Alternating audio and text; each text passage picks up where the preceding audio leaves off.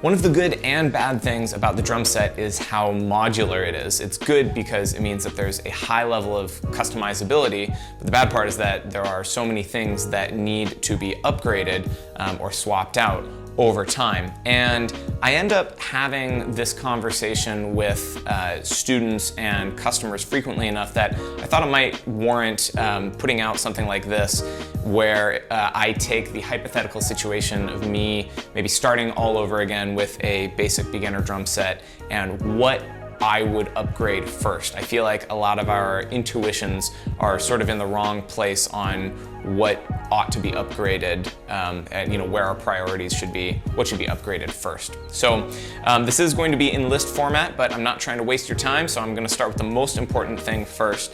And the first thing that I would upgrade if I was going to do it all over again is the throne. And this is something that not a lot of people think of until they get a nice throne. And it's one of those things where, especially as a young drummer, it really doesn't seem like it's worth it because, it's couple hundred bucks for a nice throne. You don't hear it, you don't see it. But the reason I think it's the most important thing to upgrade first, at least for me, is that it will keep you practicing longer. I didn't realize until I had gotten a nice throne that a few weeks later, my practice sessions were just tending to be 20–25% longer. And I hadn't realized that it was my old throne that was just making me uncomfortable, and I was ending my practice sessions early. And I wasn't really thinking about it that way until I got the new throne and realized, wow, I'm playing drums a lot more. So in my mind, anything that keeps you playing drums for longer in the long term is invaluable, is almost priceless. But in this case, it does have a price, and it's a couple $100 and it's a nice throne. That's what you need. Of course, there are also health benefits down the road, your back, that sort of thing. But yeah, a nice throne. I'll also give you some recommendations of what I would actually get, but take that with a grain of salt. I'm gonna try and keep this as general as possible. I've always used rock and sock thrones. I use the one with the back when I'm teaching, and I use one without a back when I'm performing. And the one with the back has lasted me 10 or 15 years now. That's the first nice throne I got, and I'm still using it. So yeah, get yourself a nice throne.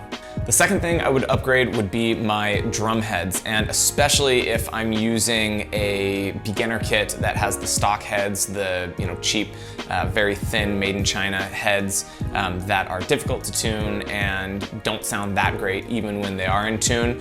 And the reason I would upgrade those next is because it's just the best bang for your buck as far as how much your sound is going to improve versus how much it costs, right? It's only going to be 10 to 20 bucks per head other than the bass drum, and it's going to make a world of difference, especially if you're coming from those stock heads. It's going to be easier to tune, which is going to save you a world of frustration, and they're going to last a lot longer and just sound much, much better over time.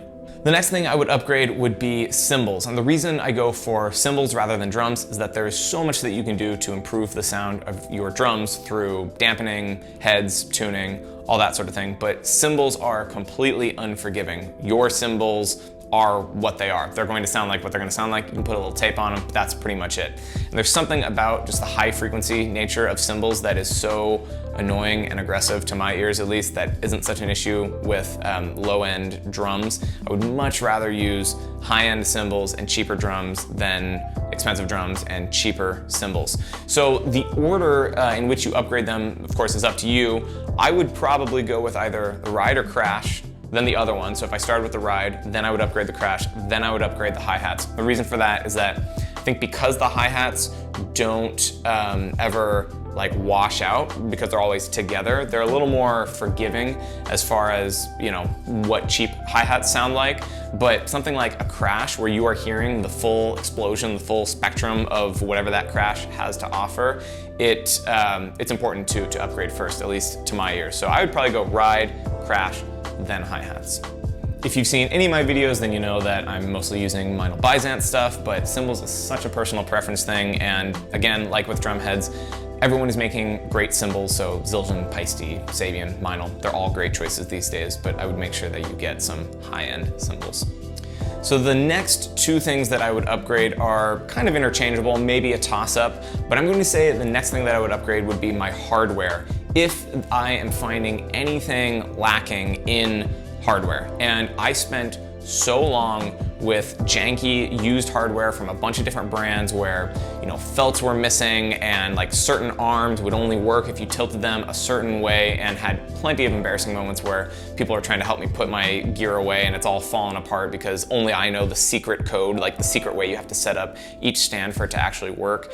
And it just got to the point where after one of those gigs, I was like, you know what, I'm just going to bite the bullet. And hardware is sort of like the throne, where you don't hear it, you don't even really think about it that much. And so it's usually the last thing on your list of priorities of things to upgrade. But if you have anything where you've got that cymbal stand that's constantly falling over, or you've got a pedal that squeaks, or you know, whatever it might be, something that can't be fixed, something where you really ought to upgrade your hardware, then that is where I would put that money. But a lot of the entry-level and intermediate kits these days actually come with really decent hardware, so this one's sort of up to you whether it is a priority or not. But I would say don't overlook the hardware, especially if, like I said, there's anything lacking and there's something that's constantly annoying you about it. Just bite the bullet and get something that's decent and will last you. I've had DW 9000 stands, which are super heavy, so I've actually got two sets of hardware. I've got a bunch of DW 9000 stands that just kind of sit stationary in a room. Those have lasted me, again, like 10 or 15 years. And then I've got another set of more lightweight hardware that I gig with, and also from DW, and neither have ever failed me. This next one you could put in the hardware spot if you didn't feel like you needed to upgrade your hardware, but the next thing I would upgrade would be the snare. The snare is unquestionably the most important part of your drum set. You hit your snare so much more frequently than you hit your toms, and you could probably argue that you hit the bass drum more than the snare, but the bass drum lives in such a low frequency range that I think there's a lot that you can do to make even a cheap bass drum sound pretty darn good. Whereas the snare lives more in that mid to high range that really needs to be done right to sound good. So snare, again, in my mind, the snare is a big part of your voice as a drummer and what your kit sounds like. So I would invest in upgrading a snare after you've upgraded all the other things that we talked about. I tend to prefer Ludwig snares these days, but I've got no problem with any snares, any mid to high range snares from any of the other companies. Again, that's a personal preference and something that you need to decide whether you want a wood or a metal snare, or what price range works for you, or what kind of features you want in a snare. But the snare, it's important. That's the next thing I would upgrade. And then finally, in dead last, the very last thing that I would upgrade would be my shell pack, or the toms and bass drum, or what companies will sell you as your drum set. And it seems so counterintuitive that your drum set, the actual drums, would be the last thing that you would upgrade, but I really think that that is probably the thing that should be your last priority, because as we talked about with heads and tuning, there's so much that you can do to improve the sound of even an inexpensive drum set.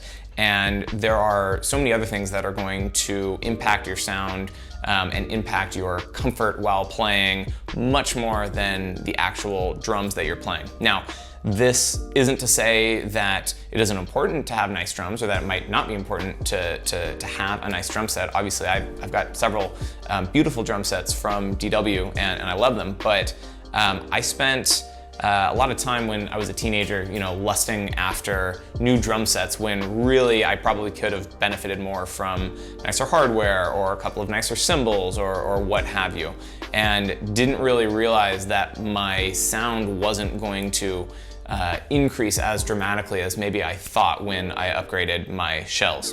And now there are, of course, many great reasons to upgrade your shell pack. You might want different size drums, you might have a certain company that you're looking to switch to, you might have certain finishes that you want, or certain wood that you've heard is great in a drum set and you want to try that out. Those are all totally valid reasons to get a new drum set, but again, we are triaging here, and we are prioritizing what makes the most sense for your actual day-to-day drumming. Now, this is just how I would do it personally if I was to do it all over again and upgrade things one by one, and this is what I recommend to people if they ask, and plenty of people will listen and then totally not take my advice on any of this and they'll upgrade things totally out of my order, which is completely fine, and whatever works for you, works for you.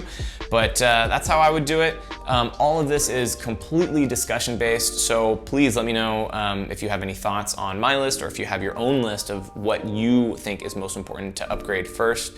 I'm totally open to any conversation we might have. So please let me know in the comments below. You can subscribe if you like. Thank you for watching, and I will see you in the next one.